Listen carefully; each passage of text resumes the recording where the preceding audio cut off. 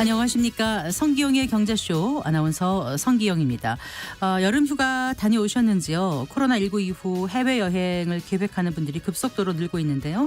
이번 휴가철에만 385만 명의 관광객이 인천공항을 이용한다고 합니다. 이렇게 해외여행이 늘어나는 이유가 국내 여행 비용이 너무 많이 들기 때문이라고도 하던데요. 최근 한 여론조사 업체가 발표한 내용을 보면 여름철 국내 여행을 꺼리는 이유에 대해서 72%가 바가지 숙박요금 때문이라고 답했다고 합니다. 정말 해외여행과 국내 여행 비용 차이가 없을까요? 제대로 짚어보고요. 국내 여행을 활성화시킬 수 있는 방법은 없는 건지 살펴보겠습니다. 국내 주요 플랫폼 기업들이 흔들리고 있습니다. 최근 카카오 창업자 구속에 또 티몬 위메프 사태 등의 악재가 잇따르면서 10년 넘게 한국 정보기술 생태계를 이끌어온 플랫폼 산업의 비즈니스 모델 자체가 의심받고 있다는 목소리까지 나오고 있습니다. 플랫폼이란 비즈니스 모델의 장단점 살펴보고요. 시장의 신뢰를 되찾기 위해선 무엇이 필요할지 생각해 보겠습니다. 이 시간 유튜브로도 함께하겠습니다.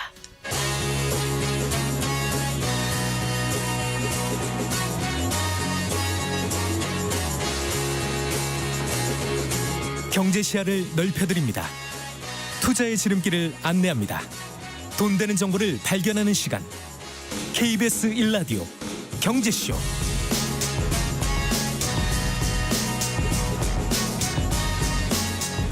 먼저 오늘의 주요 경제 뉴스부터 살펴보겠습니다. 경제 뉴스 브리핑 손석구 경제평론가와 함께합니다. 어서 나오십시오. 안녕하십니까? 안녕하세요. 자, 국내 증시가 지난 월요일 폭락 이후에 오늘까지 이제 이틀 연속 회복하는 모습 보이고 있죠. 네, 다행스럽게 이제 회복하는 모습을 보이고 있는데요. 코스피는 오늘 1.83%가 더 올랐습니다. 46포인트가 올라서 2,568포인트 이제 2,600선 회복을 지금 다시 시도를 하고 있는 모습이고요. 네. 코스닥은 2.14%가 올랐습니다. 15.67포인트가 올라서 이제 750선에 바짝 다가섰습니다. 네. 자, 어제에 이어서 오늘도 개인이 주식을 사들이면서 지수 회복을 견인하는 모습이었습니다.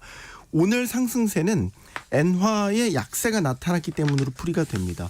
일본 중앙은행 우치다 부총재가 금융시장이 불안정하면 금리 인상하지 않겠다 이런 발언을 하면서 그동안 이어져왔던 엔화 강세를 좀 누르는 측면이 있었고요.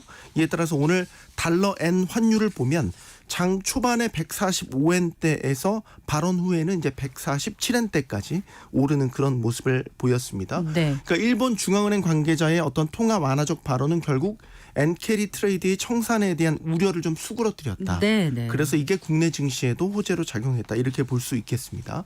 시가총액 상위 종목들 대부분이 올랐는데요. 오늘 좀 눈여겨보실 게 삼성전자가 아닐까 싶습니다. 시총 1위인 것도 그렇지만 삼성전자가 5세대 고대역폭 메모리 HBM이 엔비디아의 퀄 테스트를 통과했다는 로이터 통신의 오전 보도가 있었습니다. 그래서 장중에는 5% 가까운 급등세를 연출하기도 했는데요. 물론 삼성전자는 이 보도를 부인하긴 했지만 어쨌든 테스트 통과가 임박했다라는 신호로 해석된 것으로 보입니다. 지금 월요일에 폭락장을 보인 후에 이틀 연속 반등에 성공하긴 했지만 여전히 기존 지수대를 회복하지는 못하고 있습니다. 네. 여기서 이제 기존 지수대라고 하면 미 경기 침체 공포가 퍼지기 전 지수대, 코스피는 이제 2,700선, 코스닥은 800선을 말합니다. 조금 더 힘을 내줘야 됩니다. 네, 어쨌든 폭락을 이끌었던 그 미국 경기 침체 공포에 대해서는 과장됐다 이런 분석이 더 많은 거죠 지금. 네, 그러니까 세계 증시가 폭락하기 시작한 게 이제 지난주 미 연준 FOMC 회의 후에 나왔던 경제 지표들, 정확히 얘기하면 이제 미 제조업 구매 관리자 지수 그리고 고용 지표가 이렇게 예상치를 밑돌면서 촉발이 됐죠. 네. 이와 관련해서 미국 대형 투자은행 모건 스탠리가 이런 또 보고서를 내놨습니다. 지난 6개월 취업자 수 증가폭이 20만 명으로 여전히 견조하다. 그래서 미국 고용발 경기 침체 우려는 과도하다. 이런 의견을 제시를 했습니다. 또 미국의 성장률을 예측하는 지표 애틀랜타 연은이 발표하는 GDP 나우라는 게 있습니다. 네. 이 GDP 나우에서 3분기 미국 성장률을 전기 대비 연율 2.9%로 예상을 했습니다. 1분기가 1.4, 2분기가 2.8, 3분기가 지금 예측대로라면 더 확장 국면으로 들어간 거거든요. 이런 걸로 봐서는 지금의 미국의 경기 침체 공포는 좀 과도했다라는 분석이 설득력을 얻고 있고요. 미국 뉴욕 증시도 간밤 반등에 성공을 하면서 일단 투매 심리는 진정돼가는 모습입니다. 네, 이런 가운데 이제 정치권에서 금투세 폐지가 다시 화두로 부상했어요. 네, 지금 흐름을 보면 금투세와 관련해서는 정부와 여당이 금투세 폐지를 적극적으로 추진하는 모습이죠. 국민의힘 한동훈 대표가 연일 금투세 폐지를 놓고 야당인 더불어민주당이 협상을 촉구하고 있는 가운데 이제 오늘은 대통령실에서 금투세 폐지를 국회에서 조속히 논의해달라 이렇게 촉구하는 입장을 냈습니다. 네. 대통령실은 국민 대다수가 금투세 폐지에 동의하는 상황에서 제도 시행 여부에 불확실성이 지속되는 것은 바람직하지 않다. 금투세 시행이 강행될 경우에는 네. 대부분이 중산층인 1,400만 일반 국민 투자자가 피해를 받게 될 것이다. 이렇게 얘기를 하면서 금투세 폐지의 뜻을 분명히 했습니다. 네. 정부도 올해 세법 개정에서 금투세 폐지를 추진하겠다라는 안을 공식 포함시켰죠. 네. 이와 관련해선 역시 다수당인 더불어민주당의 협조가 필수인데요. 현재 민주당의 기본 입장은 예정대로 내년 시행이 바람직하다라는 게 기본 네. 입장이고 다만 대표 의원님이 현재 유력한 이재명 후보가 최근에 금투세 공제액을 향후 5년 동안은 5천만 원에서 1억 원으로 상향 조정해서 부담을 좀 줄이자. 라는 좀 전향적인 입장을 내놓은 바가 당초에는 있습니다. 5천만 원 이상 소득을 올린 거에 대해서 20%를 네. 물리게 하는 그게 이제 거였잖아요. 금투세의 기본 골자 안이 네. 되겠죠. 네. 자, 근데 이런 가운데 지금 키를 쥐고 있는 또 다른 사람이 진성준 민주당 정책위의장. 네. 그런데 진성준 위원장은 여전히 내년 시행을 주장을 하고 있기 때문에 민주당 내에서도 지금 입장 정리가 필요한 상황이 되겠습니다. 네. 자, 지난 6월에 경상수지가 큰 폭의 흑자를 달성했다고요? 네, 경상수지라는 게 이제 우리 상품의 어떤 상품에 오고 가는 거, 서비스의 수출입, 이런 소득의 국가 간 이전 등을 다 포함하는 네. 국제거래 종합적인 그런 수지가 되겠죠. 한국은행이 발표한 국제수지 잠정 통계를 보면요. 6월 경상수지가 122억 6천만 달러 흑자로 집계가 됐습니다. 네. 그래서 6년 9개월 만에 최대 규모의 흑자를 달성한 거고요. 지난해 6월 흑자폭을 보면 61억 8천만 달러, 2배 늘었죠. 전월인 5월에 비해서도 30억 달러 이상 흑자폭이 늘어났습니다. 네. 이에 따라서 이제 올해 상반기 누적 경상수지를 보면 377억 3천만 달러, 지난해 상반기 11억 5천만 달러에 비교해서도 대폭 개선됐습니다. 지난 5월 경제전망에서 한국은행이 예상한 올해 상반기 흑자 규모가 279억 달러였습니다. 네네. 그러니까 한은의 전망치도 역시 크게 웃도는 흑자를 달성한 거죠. 네. 역시 수출이 잘 됐기 때문이겠죠. 물론입니다. 수출에서 수입을 뺀 상품 수지를 보면 114억 7천만 달러, 지난해 4월 이후 15개월 연속 흑자를 이어갔고요. 흑자 폭도 4년 만에 가장 컸습니다. 수출 실적이 588억 2천만 달러였는데 품목별로는 역시 반도체 수출이 1년 전에 비해서 50% 늘어나면서 네. 효자 수출 품목임을 보여주었고요. 다른 수지 품목들을 보면 서비스 수지는 구조적으로 우리가 누적 적자인 상태죠. 역시 적자가 이어졌는데 이 중에서 여행 수지 적자가 9억 달러에 이르렀습니다. 네. 또 주식이나 채권 같은 각종 투자 소득의 유출입을 집계하는 게 이제 본원 소득 수지라는 게 있는데 이거는 5월 17억 6천만 달러에서 6월에는 26억 9천만 달러 흑자폭이 더 확대가 됐습니다. 이거는 외국인에 대한 배당 소득이 없었던 영향이었습니다. 네. 부문별로 살펴보면 직접 투자의 경우에는 내국인의 해외 투자가 48억 9천만 달러 증가한 반면에 외국인의 국내 투자는 3억 7천만 달러 반대로 감소를 했고요. 증권 투자에서 보면은 내국인의 해외 투자가 주식을 중심으로 66억 3천만 달러 늘었지만 외국인의 국내 투자는 채권 위주로 23억 9천만 달러 줄어든 것으로 집계됐습니다. 전세값이 계속 오르고 있죠. 뭐 지금 서울 지역 아파트 전세값이 이게 평균인가요? 평당 2,400만 원을 다시 넘어섰다고요. 네, 그렇습니다. 민간 통계이긴 합니다. KB 부동산 주택가격 통계를 보면 지난달 기준으로 서울 아파트 3.3제곱미터당 전세 평균 가격 2,417만 원으로 집계됐습니다. 그래서 1년 7개월 만에 이제 평당 2,400만 원을 재돌파한 겁니다. 구별로 보면 서초구가 3,769만 원으로 가장 높았고요. 강남구가 3,628만 원으로 그 뒤를 이었습니다. 그 뒤를 이어서는 또 송파구, 성동구, 용산구, 마포구 등의 순으로 전셋값이 비쌌습니다. 지금 전셋값은 1년 넘게 상승세가 이어지고 있습니다. 특히 이제 서울 지역 아파트 전셋값이 가파르게 오르는 요인을 보면 일단 선호도가 높다라는 점, 그러니까 선호도가 높은 지역인 서울에서 전세 공급이 부족한 상황, 이런 것들이 겹쳐 있다라고 볼 수 있겠고요. 또 매매 수요가 전세 시장으로 이전된 것, 넘어간 네. 것도 복합적으로 영향을 미친 것으로 보입니다. 네. 여기에 이제 빌라 전세 사기 여파가 여전히 있습니다. 그래서 전세 수요가 비아파트가 아닌 아파트에만 좀 쏠린 여파도 컸던 것으로 풀이됩니다. 얼마나 전세 매물이 지금 부족한 상황인가요? 이거는 이제 부동산 플랫폼 아실 통계인데요. 네. 이달 초 현재 서울 아파트 전세 매물이 2만 6천여 건 수준에 머물고 있습니다. 올해 1월 초에는 3만 5천여 건이었고요. 작년 1월 초에는 5만 5천 건대였으니까 그때와 비교하면 지금 절반에 그치는 수준이죠. 강남구, 영등포구, 중구, 마포구, 양천구 등에서 이제 올해 1월 초에 비해서 전세 매물이 많이 줄어든 반면에 상대적으로 또 강동구나 강북구는 전세 매물이 1월 초에 비해서는 소폭 늘은 것으로 집계가 됐고요. 네. 이제 KB 부동산이 조사하는 전세 수급 지수라는 게 있습니다. 이걸 서울 아파트 전세 수급 지수를 보면 네. 141.90을 7월 기준으로 기록을 했습니다. 이게 전세 수급 지수라는 게 일선 중개업소들을 대상으로 조사한 결과입니다. 네. 그래서 이게 기준이 100입니다.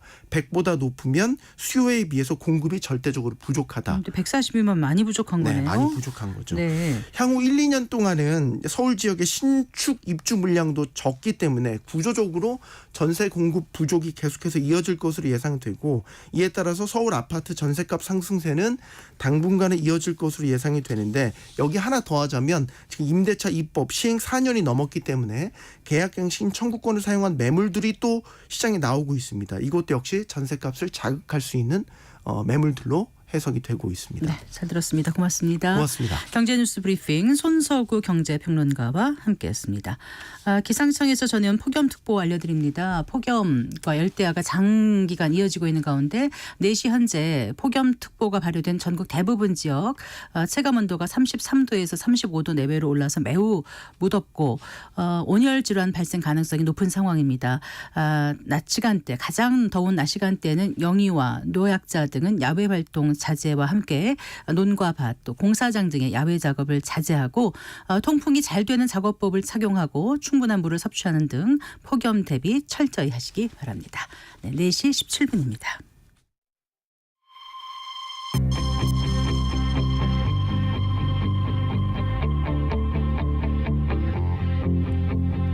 경제 전문가의 원포인트 레슨. 꼭 알아야 할 정보와 이슈를 알기 쉽게 풀어드립니다. 대한민국 경제 고수와 함께 투자의 맥을 짚는 KBS 1라디오 경제쇼. 진행의 성기영 아나운서입니다.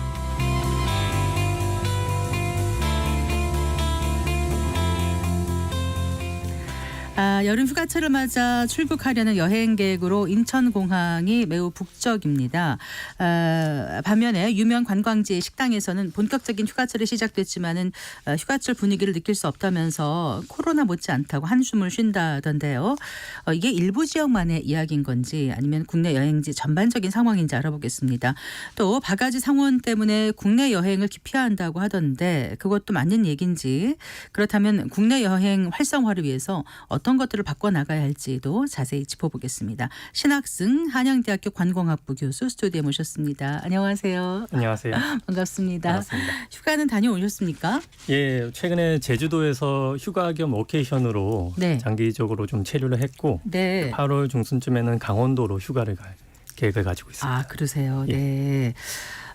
지금 이제 여름 휴가철이잖아요. 한창 예. 휴가 즐기고 계신 분들 많으실 텐데 보통 여름 휴가철이라면은 7월 중순부터 8월 중순 한 달을 보나요? 어떻게 얘기하나요? 보통은 7말 8초라고 해가지고 네. 7월 말에서 8월 초를 이제 가장 우리가 많이 휴가를 가는 사람들이 몰리는 구간으로 보고 있습니다. 네, 근데 직장이 이전보다는 좀 자유로워져서 직장인들 같은 경우는 예. 좀 이제 원하는 때 좀 갈 수 있는데 예. 자녀들이 있다 보니까 그렇죠. 아무래도 그런 게 이제 큰 변수가 될 수 있죠. 방학에 맞춰서 하다 예, 예. 보니까 맞습니다. 7말 8초에 그래도 예. 집중적으로 몰린다 이렇게 예, 볼 수 있겠네요. 맞습니다. 그런데 이제 일부에서는 정말 이 여행비가 많이 오르다 보니까 국내 예. 관광이 외면받고 있다 이런 보도가 네. 이따금씩 나오거든요. 예. 또 오늘은 정말 진짜 그런지 좀 살펴봤으면 합니다. 예. 주변 보니까 이제 코로나19 이후에 네. 확실히 그 해외여행 가는 분들이 많이 눈에 띄더라고요. 예, 맞습니다. 사실 우리가 좀 짚어봐야 할 것이 네. 한국인은 이미 국제 관광 시장에서 큰 손으로 이제 그렇게 인식이 되고 있는데 코로나 이전 기간에도 한국인은 그 2019년 기준으로 한 해에 3천만 명 가까이 해외 여행을 하는 그런 통계 실적을 가지고 있고 3천만 명 가까이. 그리고 그게 우리나라 인구 대비 60%가 넘는 수치이기 때문에 네. 이게 우리가 좀 더 체감을 하려면 주변 국가랑 비교를 할 필요가 있어요. 네. 일본 같은 경우에는 1억 2천만 명의 인구를 가지고 있는데 2019년 기준으로 한 해에 한 2천만 명이 조금 안 되는 인원이 해외 여행을 했거든요. 네, 20%도 안 그렇죠. 되네요. 한 15% 정도에 네. 불과한 숫자이기 때문에 이미 한국은 해외 여행 시장에서 큰 손으로 인식이 네. 되고 있고 물론 코로나 기간 동안 우리가 여행을 많이 못했기 때문에 지금 보복 관광 수요라고 해가지고 그동안 억눌러 왔던 여행 수요가 발현이 되면서 해외 여행을 많이 가고는 있지만 이게 뭐 어제 오늘 일은 아니다. 코로나 이전에도 한국인들은 해외여행을 많이 했고 코로나 이후 지금 급속도로 다시 그런 수요를 따라가고 있다 이렇게 볼 수 있습니다. 네. 그 주위에는 보시면은 어떤 나라로 어느 나라로 많이 가던가요? 해외 이제 여행을 간다고 하면 이것도 사실 코로나랑 연관이 있는데요. 네. 코로나 기간 동안 이게 보건 위기이기 때문에 이 개인들이 다 그런 어떤 보건적인 위험 지각을 가지고 있거든요. 그래서 제가 예전에도 다른 그 인터뷰에서 말씀드렸지만 인접 국가를 중심으로 관광 수요가 회복이 될 것이다라고 봤는데 네. 최근 들어서는 보니까 일본 같은 경우에는 가격 경쟁력이 워낙 강화되면서 일본으로 가장 인접 국가죠. 일본으로 관광 수요가 몰리고 있고 네. 중국이나 동남아 지역 중심으로 관광 수요가 많이 회복이 되고 있습니다. 제가 조금 이해를 못한 게 보건에 대한 그렇죠. 인식, 보건 위기. 보건 위기. 그렇죠. 이제 예. 건강에 대한 위기잖아요. 근데 그게 가까운 거하고 무슨 상관이 그게 있죠? 우리가 이제 관광객의 의사 결정을 보면은 네. 먼 곳으로 갈 때 아무래도 위험이 더 많이 발생한다라고 인지를 해요, 사람들이. 그래서 네. 본인의 위험을 최소화하기 위해서 인접 국가를 선택하는 그런 경향이 나오거든요. 네. 그래서 이런 보건 위기 이후에는 인접 국가들 중심으로 그 국제 역사적으로 좀 그래 그렇죠, 왔나 그렇죠. 보죠? 국제 관광 시장의 회복이 이루어졌다 이렇게 볼 수 있습니다. 그렇군요. 네. 그래서 인접 국가 하면은 이제 일본, 그렇죠. 또 중국, 일본, 중국, 네. 대만, 대만, 뭐 홍콩, 네. 동남아 지역 중심으로 네. 관광 수요가 많이 회복이 그러니까 되고 있습니다. 비행기로 한 서너 시간, 그렇죠. 많아야 대여섯 시간 갈 그렇죠. 수 있는 거리를 그렇죠. 이제 택하는 것 같은데 예. 특히나 최근에 이제 엔저 효과로 네. 일본 여행 가는 분들이 많더라고요. 그렇죠. 일본 같은 경우에는 잠깐 다녀온다 이러면서 맞습니다. 네. 이게 통계적으로 살펴볼 필요가 있는데요. 일본 방문자 중 한국인 비중이 네. 작년 기준으로 4명 중 1명꼴이었다. 네. 이런 통계가 있고 그리고 일본 전체 방문객 중 한국인이 차지하는 비중이 1위를 유지하고 있고 2023년 연간 방일 외국인 관광객 수, 즉 외국인들이 일본에 방문한 관광객 수가 2,500만 명인데 그중에 700만 명이 육박하는 그 방문객들이 한국인들이었다. 이런 통계 결과가 있습니다. 그 정도로 많이 그러니까 방문을 한 거죠. 우리가 얼마나 간다고요? 지금 제가 한국인이 작년에 네. 700만 명에 가까운 한국인이 작년에 일본에 일본을 방문을 한 찾았다. 거죠. 예. 전체 관광객 몇 명 중에서요? 2,500만 명 중에서. 일본이 4분의 1이죠. 2,500만 명밖에 안 가나요? 해외 관광객이 1년에? 코로나로 인해서 조금 위축이 된 것 같은데 올해는 네. 3천만 명 이상으로 예상을 하고 있고 사실 네. 이게 어마어마한 숫자거든요. 작년에 한국을 찾은 외래 관광객 숫자가 1,000만 명은 조금 넘었습니다. 네. 한국의 2배, 그렇군요. 한국 2배 이상의 네. 관광객들이 일본을 찾고 있다라고 보시면 됩니다. 그렇군요. 네.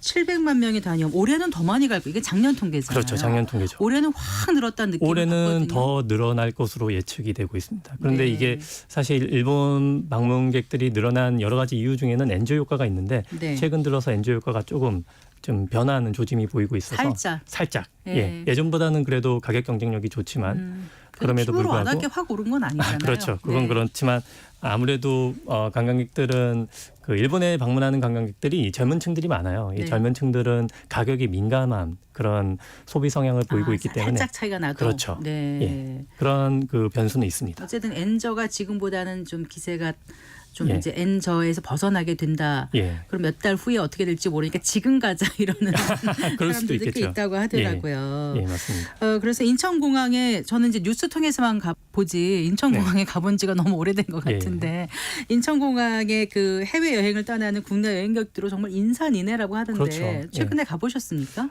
저는 사실 김포공항을 더 자주 가는데요. 네. 인천공항도 제가 한 해 2번 정도는 해외를 나가기 때문에 네. 가면은 정말 사람이 많다는 것을 느낄 수 있습니다. 근데 이제 궁금한 게 휴가철이면은 제주도 여행이나 네. 베트남이나 일본 여행이나 뭐 네. 비슷하다. 네. 정말 큰 차이가 안 난다. 이런 얘기가 막 올라오잖아요. 그렇죠. 네. 실제로 그런지도 궁금해요. 저기 다 안 가봐가지고 제주도, 베트남 이런 이게 다 안 가봤거든요. 조금 최근 몇 사람들이 년 동안. 단순하게 네. 생각을 하는 경향이 있는데 네. 어떤 여행 스타일을 통해서 어떤 여행을 하느냐에 따라서 다를 수 있어요. 그렇겠죠. 사실 네, 네. 한국 같은 경우에는 아무래도 해외에 나가는 관광객들이 워낙 많다 보니까 해외 관광 상품이 정말 많습니다. 그렇다 보니까 상대적으로 저렴한 가격의 패키지 상품도 많이 있거든요. 외국 거. 그렇죠. 네네. 외국 거는. 그러면 우리가 국내 여행 같은 경우에는 아무래도 해외로 나가는 사람들보다는 적기 때문에 상대적으로 관련된 관광 상품이 적어요. 그러면 다양한 가격대를 갖춘 상품도 적을 수밖에 없는 거예요. 네. 그래서 예를 들어서 해외의 저렴한 패키지 여행 상품과 네. 국내의 개별 여행의 전체 비용을 비교를 해보면 해외 패키지 여행이 조금 더 저렴할 수는 있어요. 정말 저렴한 경우에는. 네. 그런데 그게 아니고 해외에 우리가 개별적으로 여행을 한다. 그리고 국내 같은 경우에는 패키지 여행 상품, 저렴한 상품을 통해서 여행을 한다. 그러면 국내가 더 저렴할 수 있는 그렇겠죠. 거죠. 그렇죠. 좀 차이가 많이 날 것 그렇죠. 같아요. 그래서 우리가 이걸 뭐 해외 여행이 더 싸다 이렇게 일반적으로 볼 게 아니라 네. 어떤 여행 상품을 통해서 어떤 방식으로 여행을 하느냐에 따라서 달라질 수 있는 문제다. 저는 그러니까 그렇게 볼 수 88 있습니다. 올림픽 이전에 예. 해외여행이 쉽게 못 갔을 때였잖아요. 네네. 근데 이제 해외여행 자유화가 되고 어느 네. 순간부터 많이 가는데 그렇죠. 그래도 여전히 해외여행 가려면 일단 비행기를 타거나 그렇죠. 뭐 예. 정말 뭐 배를 타는 것도 있긴 예. 합니다만 그러니까 항공료부터 시작해서 굉장히 비쌀 거라고 생각했는데 예. 이게 생각보다 이제 격차가 줄어드니까 어느 날부터는 네. 이건 비슷한 거 아니야 뭐 이런 생각들을 하게 되는 예, 것 맞습니다. 같더라고요. 예. 네. 또 그 해외 여행 같은 경우에는 아무래도 그 수요가 많다 보니까 네. 다양한 그 박리담의식의 상품 구조가 이루어지다 보니까 정말 저렴한 상품이 정말 많거든요. 네. 그러니까 대량으로 항공권이나 뭐 교통이나 숙박 이런 것들을 구매를 해가지고 네. 그거를 조합을 해서 관광 네. 상품화하기 때문에 저렴하게 갈 수 있는 옵션이 상당히 많습니다. 그렇죠. 날짜에 따라서 다 가격이 그렇죠. 왔다 갔다 하고요. 예. 그러니까 특히 젊은 층들은 그런 걸 예. 잘하니까 그렇죠. 시간 예. 여유 갖고 있다 탁 갔다 오면 예. 국내 상품보다 정말 쌀 수도 있을 정말 것 같은데 저렴하게 갈 수도 있습니다. 예. 그런데 이제 이거는 꼭 짚고 싶은 게요. 국내 여행을 꺼리는 이유로 가장 많이 꼽은 게 한 네. 이제 그 설문조사가 있었는데 예. 바가지 숙박 네, 요금이더라고요. 맞습니다. 예. 그리고 이제 음식값이 너무 비싸다. 네. 그리고 어디에 갔더니 바닷가에서 뭐 한 접시 뭐 5만 원짜리 회를 담았는데 이게 예. 5만 원이냐 아니냐 뭐 이렇게 막 올라오지 않습니까? 예. 그러니까 왠지 너무 바가지일 것 같아. 네. 가면 안 될 것 같아. 이렇게 예. 생각하는 분들도 많으신 것 같은데 실제로 그런지 사실 국내 여행지를 제가 다 가보지도 예, 못하고 교수님도 다 못 가보셨을 거 아니에요. 그렇죠. 예. 네. 일단 바가지 요금이 무엇인가에 대해서 좀 짚고 넘어가야 되는데 네. 이 바가지 요금이라는 게 구입한 제품이나 서비스의 품질이 가격 대비 현저히 낮을 때를 의미하잖아요. 그래서 사실 한국을 비롯한 전 세계 대부분의 관광지 물가는 일반 다른 지역의 물가보다는 높을 수밖에 없어요. 이거는 시장 논리이기 때문에. 하지만 문제가 되는 게 이런 가격 수준을 통해 형성되는 기대 수준 대비 서비스나 제품의 질이 현저히 낮을 때입니다. 네. 그리고 아까도 말씀드렸듯이 한국인들의 여행 수준이라고 해야 되나요? 이게 상당히 높아요. 한 해에 네. 인구의 절반 이상이 해외를 나가는 국가이다 보니까 이 여행 스탠다드라고 하는 것이 상당히 높기 때문에 이미 네. 기대치가 높고 기준점이 높아졌어요. 기준점이 높기 때문에 네. 그런 기준점에 충족하지 못하는 상품이나 서비스를 경험했을 때에는 가격 대비 이게 뭐야? 이거 바가지 요금 아니야? 이렇게 인식할 경우가 그런 케이스가 많아질 수밖에 없다는 거죠. 그래서 네. 바가지 요금 이슈는 사실 가격 이슈이기도 하지만 저는 서비스 품질 이슈라고 보고 있습니다. 근데 상인들 입장에서는 또 예. 사람들이 이제 한철 장사로 그렇죠. 많이 몰려드는데 네. 자리는 부족하고 네네. 그럴 때 조금 더 올려받고 싶은 마음은 당연히 있을 거고 그건 당연하죠. 해외 어디나 마찬가지 그렇죠. 아닙니까? 마찬가지죠. 이번에 파리 올림픽에서도 예. 국사가 무척 올라갔다가 나중에 예. 이제 사람들 예약을 많이 안 하니까 임박해가지고 좀 가격이 예. 내려갔다 이런 기사도 본 적이 예, 있는데 맞습니다. 그건 참 비슷하지 않을까 싶기도 예, 하고요. 비슷한 이슈가 될 수 있고요. 이 관광산업 같은 경우에는 타 산업과는 좀 다른 이슈인데 이 계절성의 영향을 많이 받지 않습니까? 즉 한철 장사라고 하잖아요. 네, 네. 성수기 때 창출한 매출을 통해서 한 해의 그런 전반적인 비즈니스를 영위하는 구조이기 때문에 성수기의 서비스 가격이 비수기의 서비스 가격보다 높게 책정이 될 수밖에 없는 구조입니다. 이거는 뭐 국내든 해외든 모든 관광지에서 비슷하게 적용되는 가격 전략이고 시장 논리상 크게 문제될 것은 없어요. 그리고 또 이건 조정이 될 수 있는 게 만약에 관광객들이 가서 가격이 너무 비싸다 그러면 안 찾으면 당연히 가격이 낮아질 수도 있는 것이죠. 네, 네. 그런데 이제 문제가 되는 것은 이 바가지 요금의 범주를 넘어서는 사기성 가격이에요. 네. 터무니없는 가격이나 불합리하거나 그 근거가 불투명한 가격을 통해서 의도적으로 관광객들에게 피해를 전가하는 네. 그런 사례는 우리가 좀 다시 볼 거 아니니까. 그렇죠. 그런 자, 것들은 이렇게. 우리가 좀 법적으로 관리해야 할 아. 대상으로 보고 있습니다. 네. 그런데 이제 이렇게 해외 여행은 많이 늘어나고 국내에선 바가지 요금을 물게 된다라고 생각하게 되다 보면 네. 국내 숙박 음식점들이 휴가철인데도 이제 휴가 특수를 누리기는커녕 굉장히 힘들 수도 있는 거 아니겠습니까? 그런 것도 있지 않을까 싶어요. 네, 당연히 있죠. 코로나 팬데믹 동안에 굉장히 또 힘들었던 그렇죠. 분들이잖아요. 이것도 좀 우리가 팬데믹과 연관이 되는 부분인데 팬데믹 기간 동안 코로나 기간 동안 가장 힘들었던 산업이 관광 산업이고 그 중에서도 관광 그 자영업을 하시는 분들의 피해가 가장 컸거든요. 네, 네. 그래서 이동의 지금 제한이 많았으니까요. 그렇죠. 한동안. 그래서 그런 그 본인들의 그런 데미지라고 해야 되나 이런 거를 상쇄하기 위하여 지금 바가지 요금 이슈도 커지고 있는 거예요. 좀 가격을 올려받아야 되지 않냐. 그리고 모든 게 좀 올랐으니까 그렇죠. 이 정도 어차피 올려도 물가도 되겠다. 올랐으니까 네. 그리고 지난 3년간 제대로 사업을 그 비즈니스를 못했으니까 이번에 가격을 좀 올려봤자 이런 그런 그 심리가 발동이 된 것 같은데 오히려 네. 이런 게 자영업자들에게 피해를 주는 것으로 지금 그렇게 번지고 있는 상황이고 네. 국내 여행의 가격 경쟁력 저하와 불친절한 이미지로 인해서 국내 여행을 계획하던 사람이 네. 해외로 발길을 돌리게 된다면 그게 가장 큰 이슈가 되는 거죠. 그래요. 그런데도 여전히 한 예. 70% 가까운 분이 국내 휴가를 선호한다고 하던데요. 네, 그럴까요? 맞습니다. 예, 그 제가 비용? 시간? 제가 방금 아까 말씀드렸듯이 이 보복관광 수요라는 게 네. 제가 볼 때 2023년부터 2024년 초까지 이게 가장 활성화된 것 같아요. 네, 네. 한 1년 반 동안. 그리고 지금 이 보복관광 수요가 어느 정도 해소가 되고 나서는 네. 국내 관광과 해외 관광이 아. 함께 동반 성장하는 그런 추세로 가고 있지 않나 그렇게 보고 있고 네. 그리고 이게 아까도 말씀드렸듯이 이게 상품마다 다르기 때문에 국내 여행도 우리가 얼마든지 저렴하게 할 수 있는 옵션이 많거든요. 그리고 해외여행 같은 경우에는 성수기 시즌에는 뭐 항공료나 숙박료 이 워낙 금액이 워낙 비싸다 높으니까 오히려 보니까. 국내 여행이 훨씬 더 저렴하게 네. 할 수 있는 옵션이 많아서 국내 여행을 선호하는 사람들도 많아지지 않았나 그렇게 보고 있습니다. 그 여름 휴가 트렌드는 그럼 과거하고 좀 달라졌습니까? 어떻습니까? 일단 바다로 간다. 네, 제가 볼 때 제일 크게 먼저인가요? 달라진 것 같지 않아요. 아, 그래요? 네, 이게 우리나라의 휴가 제도랑도 좀 연관이 되는데요. 네. 이 한국의 대부분의 기업들이 여름 기간 1주에서 길면 2주 가량의 휴가 제도를 운영하고 있어요. 네, 이거는 네. 타 국가랑 좀 다른데 유럽 같은 경우에는 한 한 달씩 달 가까이 뭐 휴가를 가고 주씩. 뭐 네. 그런 그 케이스가 많기 때문에 조금 그런 구조적으로 다른 점이 있고 또 한국인들 같은 경우에는 물론 뭐 기업마다 다르겠지만 제가 보기에는 해외 기업 대비 업무량이 많아요.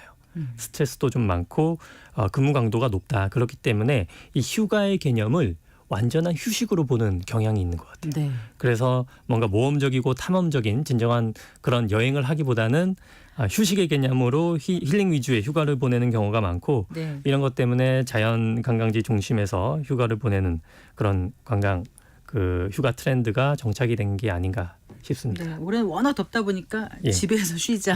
그런 되게 호캉스 뭐 이런 것도 진정한 많아지고 있죠. 휴가다 뭐 네. 이런 얘기도 하는데요. 그 시기도 아까 말씀하신 것처럼 예. 크게 변하지는 않은 것 같아요. 크게 변하지 않았죠. 네. 이게 우리가 또 네. 구조적으로 볼 이슈가 물론 최근 들어서 기업 문화가 변화하면서 뭐 자유로운 연차나 휴가 기간도 좀 자유롭게 쓰는 것을 권장하긴 하지만 네. 이게 우리가 보면은 기업이 혼자 일하는 게 아니잖아요. 그렇죠. 같이. 협력회사랑 같이 일하고 뭐 하청업체도 있고 다 같이 일을 하는데 휴가 기간이 분산되어 버리면 업무 효율성이 떨어져요. 그렇죠. 같은 기간에 같이 쉬고 같이 일하고 네, 그렇기 네. 때문에 암묵적으로 휴가 기간을 조금 맞추는 게 아닌가 그런 생각이 있습니다. 네, 그래요. 근데 국내 여행지에선 여행 상품이 많이 해외 상품보다 좀 덜 개발됐다고 아까 말씀하셨잖아요. 그래서 그런지 특별히 여행할 만한 곳이 없다 이렇게 네. 얘기를 하는데 막상 네. 가보면 또 새로운데 가기 그렇죠. 전에는 다 내가 가본 데 같고 거기가 거긴 것 같고 이렇게 예. 생각들 하시는 것 같아요. 예, 좀 그런 측면이 없지 않아 있습니다. 우리가 해외 여행을 하면 아무래도 그 설레는 그런 이국적인 분위기에서 뭔가 경험을 하기 때문에 조금 더 이런 경험 수준이 업그레이드되는 측면이 있는데 네. 국내 같은 경우에는 그런 게 좀 떨어지죠. 그런데 사실 한국도 찾아보면 좀 이국적인 분위기에서 특별한 경험을 할 수 있는 그런 여행지도 많아지고 있거든요. 네. 그래서 우리가 조금 더 찾아보면은 그런 곳도 충분히 여행을 할 수가 그래서 있다. 오히려 외국인들이 한국을 찾은 후에 이제 유튜브에 이렇게 올린 그런 거 예, 보면 예. 어머 저런 데가 있었어. 예. 서울에 살던 나도 몰랐던 데가 있었어. 예, 이렇게 맞습니다. 거꾸로 예. 이렇게 보게 되는 경우가 있더라고요. 예.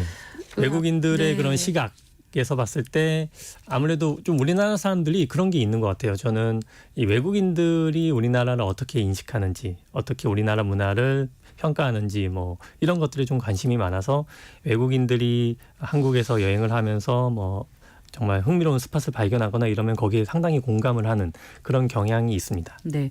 그럼 우리가 그 코로나19 이후에 많이 보복 관광이란 표현을 쓸 만큼 많이 나갔었잖아요. 예, 예. 그 당시에 그러면 외국인들 우리 한국을 그렇게 많이 찾았나요? 상대적으로? 상대적으로 조금 그 떨어지는데요. 이게 네. 또 통계적으로 볼 필요가 있는데 방한 외래 관광객, 즉 한국을 방문하는 외래 관광객 시장이 2019년 대비 작년 기준으로 봤을 때 65% 정도의 회복률을 보였어요. 네. 그런데 한국인이 해외에 방문하는 아웃바운드 네. 시장 같은 경우에는 2019년 대비 작년 기준 79%의 회복률을 보였거든요. 네. 즉 외국인이 한국으로 오는 것보다 한국인이 외국으로 나가는 그 여행의 그 회복 속도가 더 빠르게 나타나고 있다. 여행 수지는 수지 맞는 장사를 못한 거네요, 우리가. 그렇죠. 아무래도 뭐 고질적인 문제이긴 한데 네. 여행 수지 적자는 항상 이루어지고 있습니다. 네. 앞으로 그 외국인들이 더 많이 찾게 하려면 어떤 방법이 있을까요? 예, 일단은 저는 지역 관광의 중요성을 항상 강조를 하고 있는데 지금 뭐 중국도 그렇고 특히 일본 같은 경우에는 일본을 한 번 간 사람은 없다라는 말이 있어요. 한 번 가면. 그렇죠. 일본을 한 번 가면 다른 곳도 가보고 싶고 네. 정말 각 지역마다 고유한 문화를 잘 보존하고 상품화한 그런 케이스가 많기 때문에 네. 그리고 또 사실 일본 같은 경우에는 역사적으로 외세 침략이 거의 없어서 지역 문화가 잘 보존되는 케이스가 많아요. 네, 지역마다 음식도 좀 그렇죠. 다르고 다르고 이런 거요. 문화가 네. 토착 문화가 정말 달라서 이게 관광 상품화된 경우가 많은데 사실 한국도 그렇게 할 수 있는 그런 그 기회가 많거든요. 그런데 지금까지 우리나라의 뭔가 관광 개발 방식이라고 해야 되나 그런 걸 보면은 뭔가 따라하기식의 관광 개발, 네. 즉 뭐 특정 지자체에서 출렁다리를 만들었다. 그러면 우리도 그게 성공적으로 평가받고 있으면 우리도 그냥 만들자. 따라하기요. 따라하기식의 이런 개발이 이루어지다 보니까 단기 성과 위주의 네. 개발이 이루어지고 뭔가 장기적인 그런 개발 플래닝을 못한 그런 케이스가 많기 때문에 지역의 인문자원이나 문화자원을 콘텐츠화해서 좀 차별적인 방향으로 그래요. 관광 상품화를 하고 관광 개발을 해야 우리가 좀 경쟁력 있는 네. 관광 국가가 우리 되지 않을까 한국인들도 아까 생각합니다. 말씀하신 것처럼 기준점이 높아졌고 그렇죠. 또 해외 관광객들의 예. 발길을 모으려면 예. 좀 새로운 좀 도전을 해야 그렇죠. 되지 않을까 맞습니다. 싶습니다. 예. 국내 여행 아직 못 간 분들 계실 것 같아요. 그러니까 여름휴가 아직 못 간 분들 계실 그렇죠. 것 예. 같아요. 이제 짧은 시간에 국내 여행 좀 다녀오려면 어떻게 가면 좋을지 혹시 뭐 특정 지역을 말씀하시는 건지. 아니, 그런 건 아니고 어떻게 예. 하면 좋을지 뭐 그런 거요. 네. 일단은 만약 가능하다면 네. 그 휴가 기간을 좀 다르게 해가지고 사람이 몰리지 않는 시기에 여행을 하는 게 좀 좋을 것 같아요. 아무래도 네. 우리나라 같은 경우에는 그 같은 시기에 여행을 하다 보니까 교통 정체도 심하고 관광지 바가지 요금이나 뭐 숙박 대란 뭐 이런 이슈가 항상 빈번하게 발생하기 때문에 네. 좀 우리가 조정을 할 수 있다면 좀 시기적으로 다른 사람들과는 조금 차별화를 하는 게 좋지 않나 그렇게 보고 있고 사실 한국 같은 경우에는 저는 제가 개인적으로 좋아하는 여행지들이 많이 있는데 특히 뭐 제주도나 강원도 그리고 남해 지역 이쪽은 정말 갈 때마다 새로운 매력을 느낄 수 있고 네. 그리고 요즘 들어서는 정말 그 액티비티가 많아졌어요. 네. 현지에서 즐길 수 있는 그런 것들도 우리가 충분히 경험해 보면 좋지 않을까 생각합니다. 네, 말씀 잘 들었습니다. 고맙습니다. 예, 감사합니다. 네, 신학승 한양대학교 관광학부 교수와 함께했습니다. 예, 감사합니다.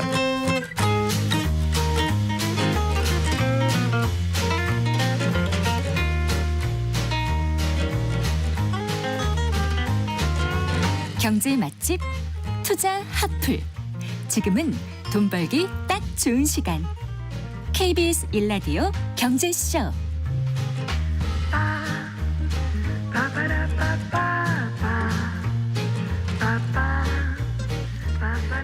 디지털 기술의 혁신으로 새롭게 창출되는 상품과 서비스가 우리 경제와 일상에 미치는 영향에 대해서 알아보는 디지털 이코노미 순서입니다. 오늘도 KDI 한국개발연구원 김동영 박사와 함께하겠습니다. 어서 나오십시오. 안녕하세요. 안녕하세요. 자, 오늘 플랫폼에 대해서 얘기를 해주신다고요. 네, 사실 이 플랫폼에 대한 이야기 저희 방송에서도 몇 차례 했었는데요. 과거에 그 카카오 모빌리티 수수료 문제 나왔을 때도 그렇고 전문직에서 플랫폼과 갈등이 있을 때도 한번 다뤘었습니다. 최근에 다시 TMF 사태가 발생을 하면서 이 플랫폼이 또 이슈의 중심에 서고 있는데요. 문제를 바라보는 관점이나 해결 방안들을 살펴볼 때 이 플랫폼 비즈니스에 대한 이해를 조금은 이렇게 폭넓게 한번 하고 가야겠다라는 생각이 들어서 네. 오늘은 이 플랫폼에 대한 주제를 준비를 해봤습니다. 자, 플랫폼 얘기를 많이 하는데 한마디로 딱 정의하기는 좀 어려워요. 사전적인 정의를 찾고 읽어보면 네. 기억났다가 다시 말해봐 그러면 네, 헷갈리거든요. 네, 네. 그렇죠. 네. 혹시 이 플랫폼을 이거 어떻게 설명해야 될까 이제 기차 저도 타는 플랫폼도 아니고. 그렇죠. 고민을 좀 많이 했습니다. 네. 이게 어느 측면을 강조하냐에 따라서 또 뭐 수십 가지 설명이 가능하거든요. 네네. 게다가 솔직히 플랫폼 시장이라는 용어가 언제부터 나왔는지도 잘 모르겠어요. 그러네요. 그래서 이걸 정의하는 방식이 대단히 많아서 자칫하면 네. 너무 많은 걸 설명해서 아무것도 설명하지 못하고 가겠다라는 생각이 들어서 오늘은 여러 특성 중에 딱 하나를 강조해서 설명을 하고 싶은데요. 어쩌면 가장 중요한 특성일 겁니다. 플랫폼은 시장 조성자라는 겁니다. 시장 조성자. 시장을 네. 만드는 역할이라는 거예요. 네. 그래서 역시나 이 딱딱하게 설명하면 또 듣고 싶지 않으실 거기 때문에 약간의 이야기로 한번 풀어보려고 합니다. 네. 이 쌍파뉴 지방에서는 많은 무역 박람회가 열렸습니다. 그러니까 프랑스의 쌍파뉴. 그렇죠. 네. 그 이제 12세기 뭐 13세기에는 네. 프랑스령은 아니었다고 해요. 아, 그럼에도 네네. 불구하고 굉장히 많은 상인들이 모이는 지역으로 유명했었는데 이제 상인들이 일주일 내내 물건을 팔다가 마지막 3, 4일이 되면 이제 정산을 합니다. 내가 너한테 얼마 물건을 줬으니까 나한테 이제 얼마 돈을 다오. 네. 라는 정산을 하는데 그중 이탈리아에서 온 상인이 이 돈을 주지 않고 도망갔다는 겁니다. 네. 피렌체 노상이 도망을 간 거예요. 그 당시 돈으로 1,600파운드를 이제 떼먹었는데요. 당시에 장인한 사람이 1년에 벌 수 있는 돈이 4파운드라고 했으니까 한 400년치 떼먹고 도망간 겁니다. 어마어마한 돈이죠. 네. 런던에 숨어들었대요. 아. 그래서 이 쌍파뉴 지방의 싫어한 거죠, 그러니까. 그렇죠. 네, 예. 네. 이 쌍파뉴 지방에 있던 그 관리자들이 런던 시장을 찾아갑니다. 너네 동네에 숨어들었다고 하니 찾아다오. 그랬는데 이미 런던 시장은 그 피렌체 상인한테 매수가 돼가지고요. 아. 내가 조사해보니 아무 문제가 없어라고 결론을 내립니다. 네. 그러면 아무 문제 없이 돈을 떼먹을 수 있을 줄 알았는데 네. 어떤 결과가 초래됐냐면 쌍파뉴 박람회 감독자들이 네. 다음에 런던에서 온 모든 상인들의 출입을 막아버린 겁니다. 아. 그러니까 가장 큰 시장이었던 쌍파뉴 지방에 런던 상인들이 들어올 못 수가 들어오게. 없게 만들어버린 거예요. 네. 이제 깜짝 놀랄 런던 시장은 당장 피렌체 상인에게 떼먹은 돈을 돌려줘라라고 지시할 수밖에 없었다는 거죠. 이거하고 플랫폼하고 무슨 관계가 있죠? 여기서 쌍파뉴 감독관들이 네. 런던 상인의 출입을 막은 행위가 바로 플랫폼의 진짜 역할이라는 겁니다. 그 역할이라고 하는 건 올바른 부류의 시장 참여자들은 불러들이고 아. 올바르지 않은 사람들은 몰아내고 네. 그 안에서는 거래를 이렇게 하는 거야라는 아. 규칙을 수립하는 존재가 이 플랫폼이어야 한다라는 거죠. 그래서 아까 말씀하신 시장 조성자, 그렇죠. 마켓 메이커라고요. 맞습니다. 이 역할을 네. 하는 것이 반드시 플랫폼이어야 한다라는 겁니다. 예, 이제 알 것 같은데 다시 한번 플랫폼 어떻게 정의해야 된다고요? 그래서 네, 여기서 이제 조금 딱딱한 얘기를 하면 네. 경제학에서는 양면 시장이라고 얘기를 합니다. 그럼 이제 그럼 양면이 아닌 시장이 있냐? 반문할 수도 있어요. 시장에서는 모두 판매자와 소비자가 존재하기 때문이죠. 그래서 이것도 한번 전에 설명드렸던 이야기이기도 합니다. 어떻게 일면 시장하고 단면 시장이 다른지. 슈퍼마켓에는 선반에 비치된 식료품을 구매하는데 네. 손님들이 찾는 물건을 골고루 충분하게 갖추는 건 슈퍼마켓 주인의 일입니다. 네. 소비자는 물건 종류마다 다른 납품업자 아저씨를 직접 만날 일이 없어요. 아. 슈퍼마켓 주인만 만나면 여러 상품을 구입할 수가 있는 거죠. 하지만 세상에는 이 시장 참여자들끼리 직접 만나는 시장이 굉장히 많습니다. 우리가 흔히 만나는 아마존이나 이베이 같은 경우도 거의 모든 물건의 구매자와 판매자를 직접 만나잖아요. 네. 이제는 이런 서비스가 많습니다. 배관공도, 전기공도 플랫폼을 통해서 직접 거래하는 경우가 많고요. 구직을 하는 뭐 요즘에 링크드인 같은 플랫폼을 보면 네. 뭐 구직자, 채용 담당자 거기다가 광고주까지 껴서 이 세 주체가 한 번에 만나기도 네. 합니다. 네. 그러다 보니까 이 플랫폼에서는 한쪽만 나와도 소용이 없고요. 양쪽이 다 나왔는데 나와서 거래를 했는데 불만족스러웠어요. 그래도 이 플랫폼이 성공을 할 수가 없습니다. 양쪽 모두를 잘 불러내야 되고 이들이 여기에서 거래가 되고 모두가 만족하고 돌아갈 수 있도록 계속 규칙을 만드는 게 이 네. 플랫폼의 역할 그리고 플랫폼의 정의다라고 이야기할 수 있습니다. 그러니까 시장 조성자들은 시장에 참여하는 사람들의 그 신뢰를 다 얻어야 되겠네요. 그렇죠. 네. 시장 조성자는 이제 각 측면에서 원하고 필요한 것들을 만족시켜야 되고요. 어느 편도 들면 안 돼요. 이 균형을 잘 유지를 해야 됩니다. 네. 엄청 섬세한 일처리, 그러니까 줄을 잘 타야 되는 겁니다. 사실 모든 측면에 참여하지 않기로 이 동의하면 플랫폼은 당연히 의미가 없습니다. 슈퍼마켓에 상품이 하나밖에 없으면 거기에 갈 사람은 아무도 없거든요. 게다가 뭐 아마존이나 이베이에 손님이 들어가 봤더니 사탕이 2개밖에 안 팔아요. 이 사이트에 소비자들이 접속할 이유가 없을 테니까 네. 공급자 역시 그 사이트에 물건을 납품할 이유가 없습니다. 우리가 이걸 뭐라고 얘기하냐면 닭과 달걀의 문제라고 합니다. 그럼 소비자를 먼저 확보하는 게 먼저인지 공급자를 먼저 확보하는 게 문제인지 굉장히 어렵거든요. 네. 정답은 이 둘을 다 확보해야 되는 거죠. 네. 전통시장에 이런 문제가 없어요. 슈퍼마켓 주인은 이 재고로 확보할 물건을 납품업체한테 매입해서 매대에 올려놓으면 그만이거든요. 그렇죠. 거기에 납품한 농부는 그 슈퍼마켓에 사람이 많은지 적은지는 전혀 관심이 없습니다. 그런데 이제 플랫폼에서는 이 네. 시장 조성자가 양쪽을 잘 다뤄야만 사람들이 많아지는 거죠. 수요자가 많아지면 공급자가 많아지고 공급자가 많아지면 수요자가 네. 많아지게 되는 겁니다. 네, 그래요. 그런데 이제 흔히 보이지 않는 손이라는 표현을 하잖아요. 네, 그게 네, 가장 네. 효율적으로 시작을 움직이는 그렇죠. 거다 하는데 어떻습니까? 이 플랫폼에도 이게 적용이 되는 건가요? 어떤가요? 아닌 것 같기도 하고요. 그렇죠. 네. 이게 중간에 누군가가 있어야 좋다라는 얘기니까 예. 사실 교과서 속 시장 얘기하고는 조금 다른 거죠. 그렇죠. 근데 이제 교과서 속에서는 아주 완전한 상태의 시장을 가정하기 때문에 이 보이지 않는 손이 충분한지도 모르겠습니다. 네. 근데 현실의 시장은 이제 그 이론의 시장하고 꼭 맞지는 않거든요. 이 플랫폼을 구매자와 판매자가 중개자를 통해서 상호작용하는 시장이다라고 정의를 할 수 있을 텐데 네, 네. 이 중개자의 역할은 보이지 않는 손만 있을 때보다 시장을 더 좋고 효율적으로 만들어주는 역할인 겁니다. 네. 시장 조성자라는 역할이요. 어떤 거래를 할 때마다 당사자들의 중간에 위치해서 거래의 신뢰성이나 투명성을 높여준다면 뭐 꼭 보이지 않는 손처럼 중개자가 없어라라고 할 이유는 전혀 없는 거죠. 네. 그 형태는 이제 굉장히 다양합니다. 존재에 따라서 예를 들어 데이트 플랫폼이에요. 네. 남자 여자가 균형을 잘 이뤄야겠죠. 남자가 많아야 여자가 많고 여자가 많아야 남자가 많을 겁니다. 이성애자 플랫폼이라면요. 그런데 이제 남성이 접속을 했더니 여성은 하나도 없고 수염난 남자만 잔뜩 있어요. 그럼 이제 안 플랫폼에 되겠죠. 아무도 들어가려고 하지 않겠죠. 네. 저도 어렸을 때 그 아이들이 어릴 때 많이 느꼈는데 보모를 구하는 플랫폼들이 굉장히 많습니다. 네. 이런 플랫폼은 플랫폼들이 더 깊숙이 개입합니다. 그러니까 보모들의 자격을 아주 면밀히 네, 살펴보는 네. 거죠. 이런 점에서 플랫폼이 보이지 않는 손보다 더 큰 장점을 가져다 준다는 점에서 오늘날 존재의 의의가 있다. 이렇게 얘기할 수 있습니다. 지금까지 말씀을 들어보면 시장 조성자라는 그 플랫폼의 역할이라는 게 간단해 보이지 않고 좀 어렵겠다라는 그렇죠. 생각이 들어요. 또 네. 사업에 따라서 좀 다를 수도 있고요. 그런데 많은 기업들이 요즘은 다 플랫폼 비즈니스를 하려고 하잖아요. 네, 네, 왜 그럴까요? 간단히 얘기하면 네. 비용이 덜 들고요. 굉장히 빠르게 성공할 수 있기 때문입니다. 네. 비용이 덜 드는 이유는 전통시장처럼 상품과 서비스를 내가 모두 구입한 다음에 매대에 올려놓을 필요가 없어요. 그저 소비자와 판매자를 중개만 해주면 되기 때문에 물론 그저라고 하기에는 굉장히 섬세한 일처리가 필요하긴 하지만 많은 자본이 필요 없이도 내가 그 사업을 할 수가 있다라는 게 첫 번째 이유고요. 두 번째 이 빠른 성공이라고 하는 건 참여자들하고 상호작용하면서 네. 성공한다면 굉장히 빠르게 성장할 수 있거든요. 네. 플랫폼을 경기장이라고 가정을 해볼게요. 네. 경기장 주인이 경기장에 들어오려는 어떤 선수에게 입장권을 팔 겁니다.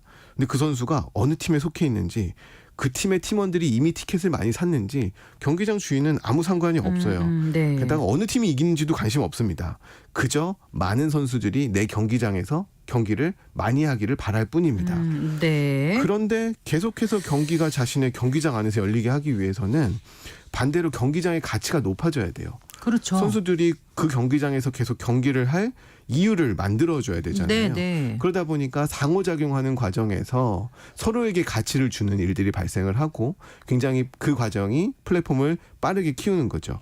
쿠팡이나 아마존에 짝퉁이 잔뜩 있다면 아무도 오려하지 않을 겁니다. 네. 계속해서 짝퉁을 적발하고 좋은 물건만 있도록 만드는 과정을 통해서 플랫폼이 적은 자본으로 빠르게 성장할 수가 있는 거죠. 이번에 그 티몬 미메프 사태를 보면은 플랫폼이 그런 역할을 제대로 해왔는가 이런 생각을 네. 또 하게 되죠. 예. 네. 그렇죠. 이 플랫폼 전략 중에 이제 불공정하다고 지적되는 것 중에 하나가 가격 책정 이슈입니다. 신용카드가 대표적인데요. 소비자에게 수수료를 부과하진 않지만 이 판매자에게는 많은 수수료를 부과하죠. 네. 이게 이제 술집에서 하는 전략하고 똑같습니다. 그 여성에게는 무료로 음료수를 주거나 술을 주잖아요.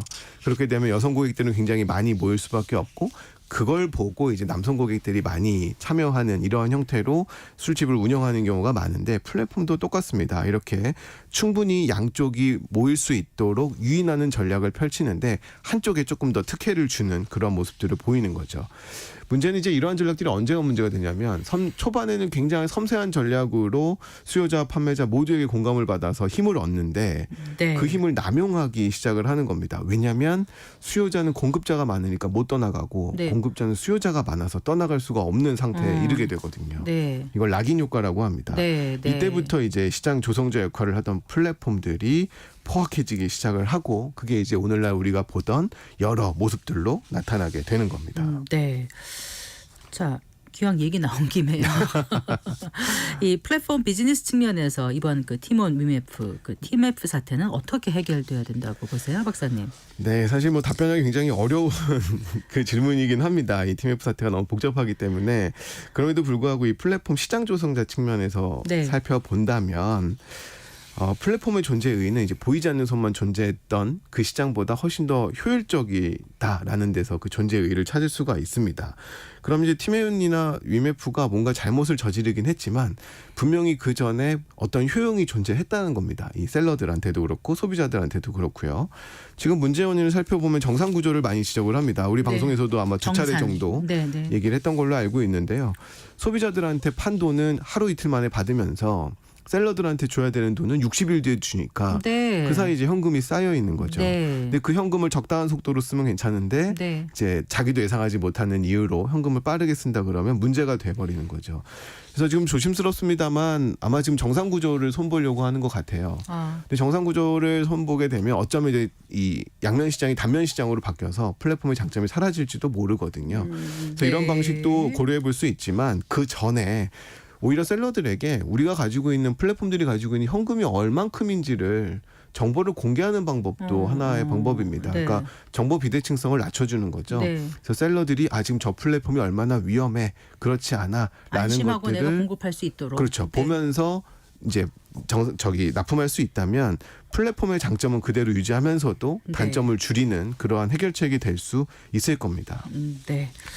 자, TMF 사태로 플랫폼의 역할에 대해서 다시 한번 생각해 보게 되는데요. 오늘 좀 끝으로 정리를 해봐 주시겠습니까? 네. 네, 오늘은 이 플랫폼의 정의와 역할 중에 시장 조성자로서의 역할을 강조해서 설명을 드렸습니다. 이 플랫폼을 보는 관점에 이 플랫폼이 시장을 만들고 거래 규칙을 만드는 중재자이자 심판이자 경찰이라는 인식이 좀 부족한 것 같아서 네. 일부러 이것만 꼭 집어서 강조를 좀 했습니다. 네. 이 세상에는 이제 많이 알려져 있지는 않지만 사실 완성된 플랫폼이 자신들의 힘을 남용하는 경우가 정말 많습니다. 네. 네. 시장 조성자가 힘이 없을 때는 공정함을 통해서 세력을 키우고 네. 세력을 키운 이후에는 공정으로 얻은 힘을 남용하는 경우가 많은 거죠. 네, 이미 가두리가 됐으니까요. 맞아요. 낙인이. 그런데 효과적인 대처가 거의 이루어지지 않습니다. 네. 왜 그러냐면 기존의 제도가 단면 시장을 전제로 세팅이 되었기 때문이죠. 네. 이 양면 시장을 다루기에는 좀 어려운 거예요. 네. 위메프 사태만 하더라도 티몬 위메프 하더라도 지금 뭐 공정이 금융이 네. 중기부 산업부 모든 부처가 다 걸려 있거든요. 그러다 보니까 누구 하나가 문제를 해결하기가 쉽지가 않은 겁니다. 네. 기존의 문법으로 해결할 수 없기 때문에 새로운 컨트롤 타워가 필요하다라는 점을 마지막으로 강조하면서 이 플랫폼 이슈에 대한 이야기를 마무리하려고 합니다. 네. 잘 들었습니다. 고맙습니다. 감사합니다. 네, KDI 한국개발연구원 김동영 박사와 함께했습니다. 마칠 시간입니다. 성기영의 경제쇼 오늘 순서 여기까지입니다. 아나운서 성기영이었습니다. 고맙습니다.